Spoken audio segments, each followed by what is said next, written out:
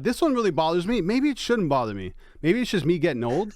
But champagne celebrations for clinching the playoffs. I don't get it, Baltimore. Like, I know they're not the only team doing this. They clinched yesterday with a walk-off against Tampa. Huge series. You're chasing Tampa for the division. I totally get it. But to tarp off, like, the locker room, champagne, Budweiser, speeches in the locker room, I'm like, there's still a lot left here.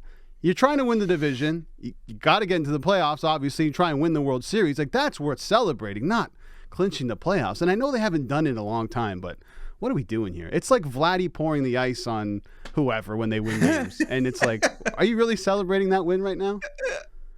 So two things. We are getting old, number one. Number two is I think it's a case-by-case basis. Where I'm close to allowing Baltimore because they're a young team, because they haven't been in the playoffs since 2016, which was an absolute nightmare for them, if you remember correctly. Yeah. If Houston were tarping off for a wild card berth, I'd be like, what are we doing here? But I think for Baltimore, I may allow it. By the way, this is in like a I hate the Orioles type deal. If the Jays do it, I'm going to say the exact same thing.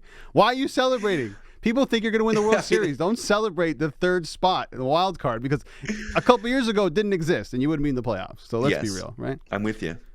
Some of the I don't know why I'm so grumpy today, but some of the celebrations, like even in the dugout when a Red Sox player hits a home run and they have those inflatable dumbbells, like what are we doing, dude?